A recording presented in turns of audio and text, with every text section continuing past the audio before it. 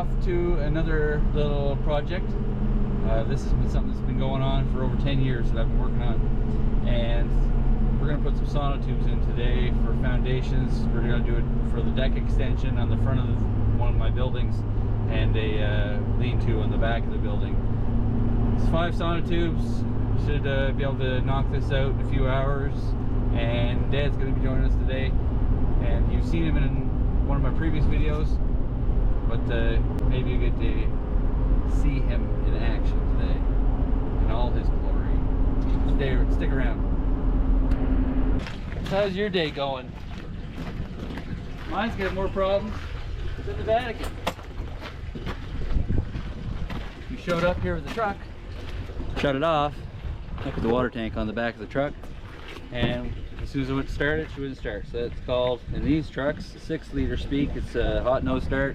Means that the internal oil seal system and the high pressure oil pump, one of the seals has gone somewhere so bad that it's leaking where it won't get pressure.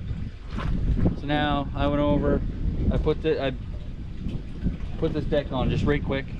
I moved the tank over here because I got no running water over at the building where we're going to mix concrete by hand with, and so we're going to do this the hard way. I'm going to move all these bags of concrete onto here, and then we're going to take it all over on the little tractor, and that's what we're going to work off for today. And hopefully by the end of the day this thing will cool down enough that the viscosity of the oil will return enough to overcome the leak, and bang, we'll start up and go home, and then I'll diagnose it when I get back. This is why I don't hire people. This is why I don't work with anyone else. Stick with me and never get anything done, and people wonder why it takes forever. I'm just hoping that this deck that I built out of sideways 2x4s that I milled a couple years ago is enough to hold 700 or 800 pounds.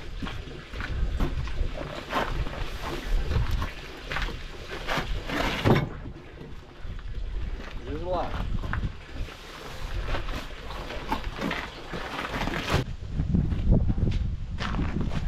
Of course, the moment I start to touch loose bags of concrete and put them on the back of that trailer, it starts to rain. So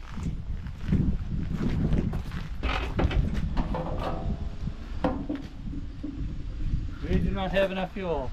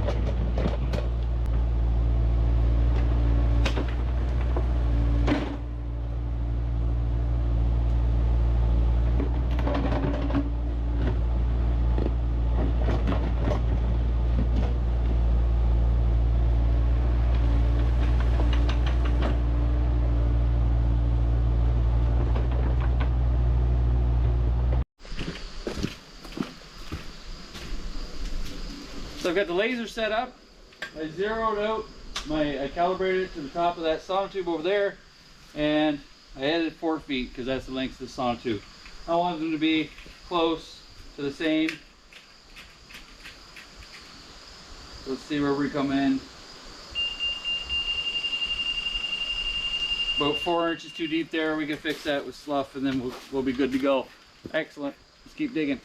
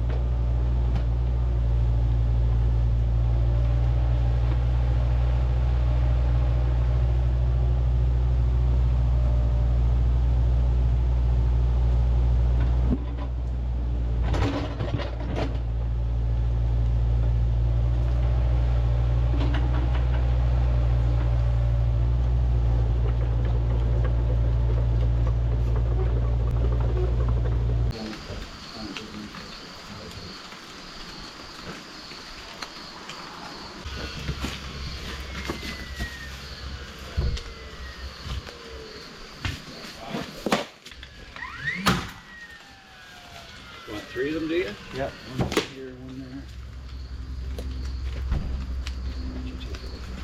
Drop one.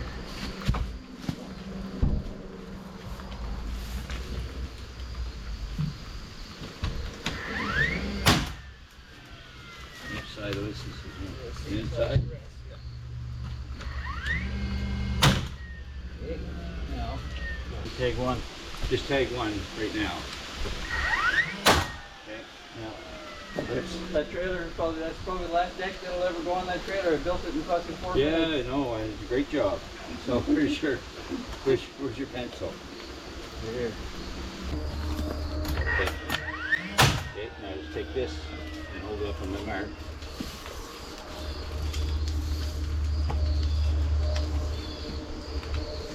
And 110. 110 feet here. There.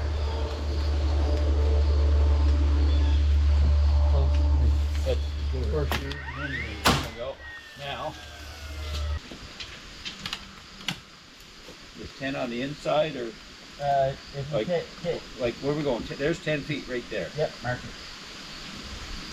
Okay, and we go 10 feet. So when the circle of the tube comes in, It goes in like that. yep, you just tag it Yeah. in the middle of the. Right here. We'll go and do 10 foot on the other end, and put another 16 footer here.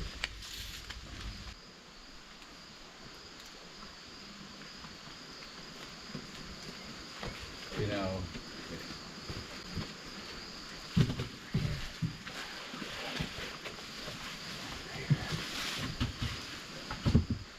Well, That's got a little wally in it. that's fine. That, wound up. There you go, perfect. No, that's not. Just a minute, let me get by here. Oh, great. Oh, the hat made a difference. Oh yeah. And I took my hard hat off.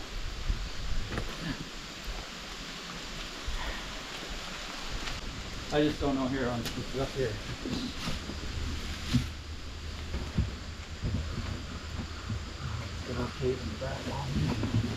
But there's a company up in Quebec that sells a little 13.5 horsepower. You can put a different engine on. You get 6.5 to 13.5 horsepower Briggs & Stratton engine on it, just like the overseas excavators. Yeah. And I just want for lifting heavy stuff around home. I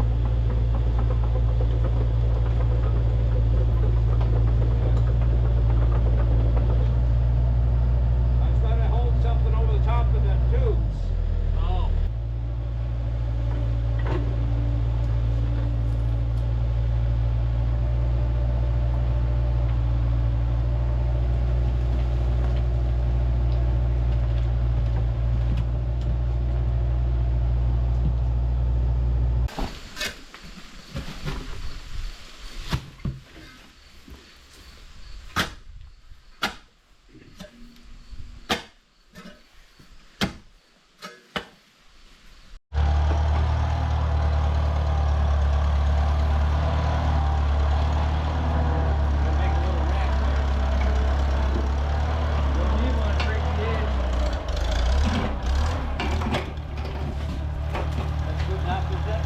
Yeah, I'd say.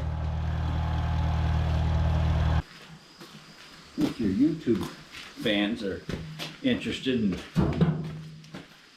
knowing that little 1950 Farmall Cub, I've owned it exactly as old as you are, and I have a picture of your mother pregnant with you and her driving the tractor. So it's what, 40 years I've owned it, and this year it's going to turn over to you for your birthday. So I'm going to have to buy something else. Yeah. Yeah. All right, let's get at it.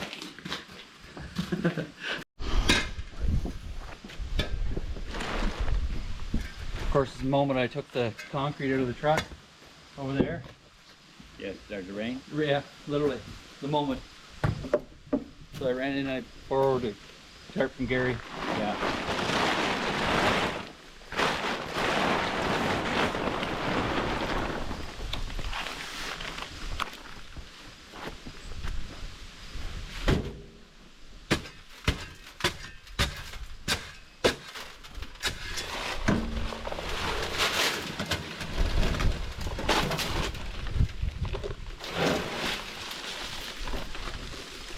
We'll just throw it over here. It'll be blowing all over the yard. Yeah, oh, I was going to throw it up there, over there. In the burn pile? In the burn pile. Oh, you got a kink in your hoses. There you go.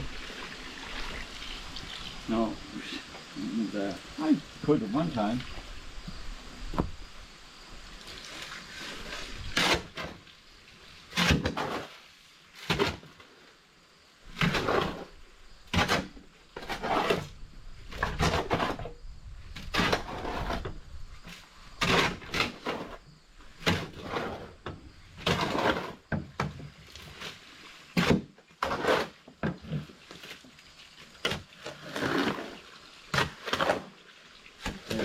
Mix that up.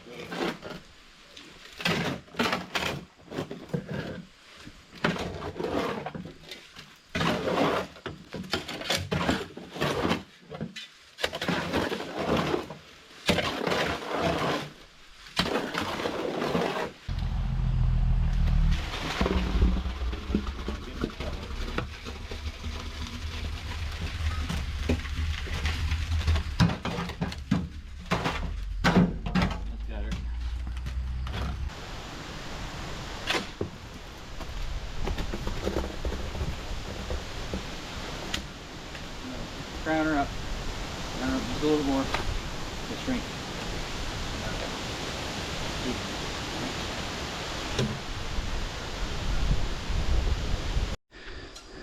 So those two Sono tubes are in. And now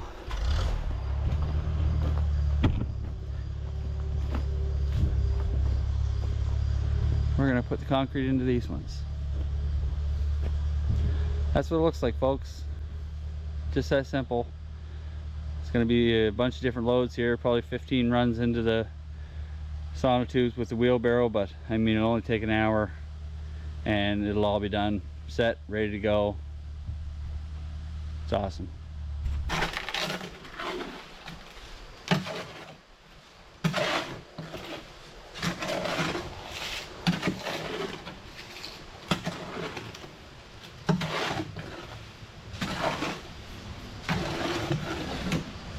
Next one, why don't you put rebar in first? Probably not tomorrow. Just put it down in there. I'll drop it. And wrap it a present.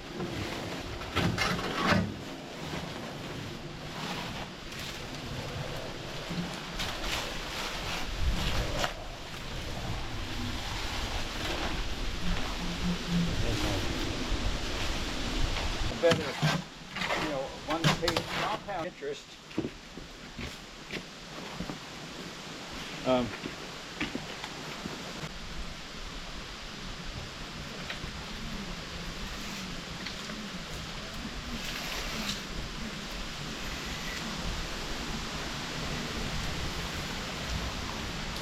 Yeah, that was Big Bear.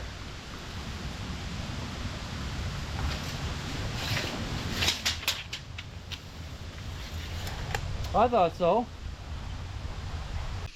Well, after a cool down period, the truck did start again. So it's a hot no start. I just tried it here in the yard now that I'm home, and it starts when hot again. Gremlins. I don't even want to talk about it. It's gut wrenching. I'll figure it out in a bit. So if you're following along today, you've noticed that, yeah, I mean, we ran into a ton of issues. Truck broke down. I had to build a deck for that wagon in about 5 minutes, and then we used the old 70-year-old tractor to haul around the water container. That really worked really well. We used 25 US gallons of water on 5 4-foot Sono tubes, 20 bags of 30 kg concrete. Now, one thing we didn't cover off is the reason that I'm doing this. And it may seem like a lot, but that project's been going on for 10 years. That old building was built 20 some years ago by my father. We put a floor in it, changed the floor to concrete, put a new floor in it back around 12 years ago. I was living in like Ontario or something at the time. And then we went and did a bunch of other work to the building, kind of shored it up, lifted it up, and we continue to do stuff like that for it now. So the big thing that you haven't heard about yet is we are taking that building to the next level. We're going to be insulating it, hopefully with spray foam, put an insulated garage door in it, and then having it powered up off grid with solar, and it's going to be just a small solar system, because all we're really going to run is a television, maybe internet out of it, and then I'm going to put a propane heater in it for the upstairs, downstairs, well, the whole building really. Other than that, it's going to be a fun project. It's going to be really nice to see come together. There'll be a place for us to crash so we can go do a whole bunch of different activities, and yeah, just that sort of stuff. So why would I go off grid when I have a telephone or poles, when I have poles out in front of my property? The issue here is that going off, to get it hooked up, because the distance the way the building is from the power lines, I'd have to put in at least one, if not maybe two, power poles at $3,500 a pop. So just to get the entrance, so the panel, 200 amp panel, which is just average nowadays, is $2,500 plus $3,500 per pole. So we're at $6,000 just right there. And then I might need one more pole, which is another $3,500. So we're at just under $10,000 at $9,500. And that's just to get the panel in with one plug and an entrance. So I don't use that property very much. So even if I do spend say $6,000 to $9,000, I've just got a panel in there, no wiring, nothing hooked up, so I can use it. And then they're going to charge me a minimum, Nova Scotia Power, $90 a month to maintain the fees for the power entrance. They don't allow you to bill what you use. They allow you to bill what you use on top of at least a minimum of $90. So if I put that entrance in and I charge $90 a month, they're going to be charging me $1,100 a year to have it. If I use it for 6, 7, 8 weekends a year, it's not worth having that $1,100 bill for that entrance when you're only just going to be paying for the panel at that point in time. It would cost me probably another $3,000 or $4,000 for me to personally wire everything in, for everything that I would want to have wired in at that point in time. And it's just not worth the money at this point in time. If we were going to build a house there or something like that, then yeah, of course we'd drop the poles in, which would be normal. But here you are, you're right in that $10,000 range, and all you have is the same building with power, plus a monthly bill now. So what I went and I looked into was propane heaters that don't require electricity. You can get ones that are 13,000 BTUs, which would heat that entire building, top and bottom, and they're 1,500 bucks. And then all I have to do is get a $90 a year contract for a 300 liter propane tank, and I wouldn't use that for 3 years to have it refilled. So that's a better investment. The solar power, I have a panel over here, a 100-watt panel over here that I'm going to use for now. I'm going to get a new NPPT charger, and then I'll get a 2,000-watt inverter. But the big thing I'll invest in is a sealed lead acid battery, because we are well below zero here for 5 months of the year.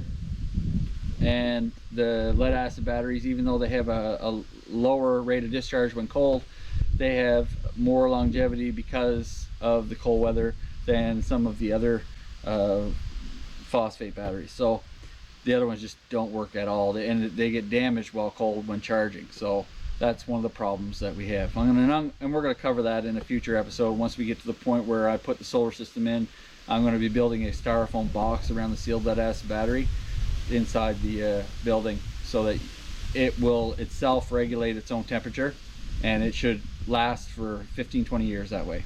We're just going to do a 100 amp hour battery that'll run a television for overnight, and any of the other electronics, plug in, charge your essentials. We're going to have heat, and we can do chemical toilet for compost. I already have a gray water drain, so if we wanted to haul our own water in, so that we could use a propane heater, instant heater if we need to. I mean, it's a cabin, it's a camp, it's a recreational weekend property. It's not meant to be stayed in year round. It's meant to be camped in. So for that $10,000 mark, we're pretty much going to be able to finish the entire building, very close to it, and have a usable, functional, warm, safe, clean, easy to use building that services all of our immediate needs outside of furniture. And then if I want to put power in later on, we can do that. If that makes sense, hopefully. Yes, and my truck keeps breaking down. I keep talking about this in a bunch of my videos. Truth is, you got to be honest with yourself with how much money you have and what you have to spend and what you have to make. People look at their gross income, they say, well, my salary is $60,000 a year. Well, what do you take home? The fact is, you only take home about 40 some thousand dollars of that. That's what you actually eat. That's what actually goes in your mouth, and then they take taxes on top of that. So when you're talking about the truck, I just put about $3,000 worth of parts in it last month, because it's been breaking down on and off all summer. It's been a tragic issue, but it's a $120,000 problem. I own that truck, and if it costs me $3,000 to fix it, that means I just need 2 more months of running out of it so that I don't have to pay for a new vehicle. If this is a $200 issue, that's a lot cheaper than an $1,800 a month payment, just so I can have something new to wear out. And it's going to wear out just the same. So that's something that I try to be honest with myself with, and whether that's of any value to you guys, I don't know. I've really fallen off that popularity wagon, that hope and ambition of hitting 100,000 subscribers and all that stuff. I realize that's probably not going to happen for me, but anyone who gets any value of the videos, that's cool. It's really cool. I really enjoy it. We've done a lot this year. I wish I had captured the pool project for you guys, because that was pretty impressive, and that's held up really well. All right, guys, see you on the next one.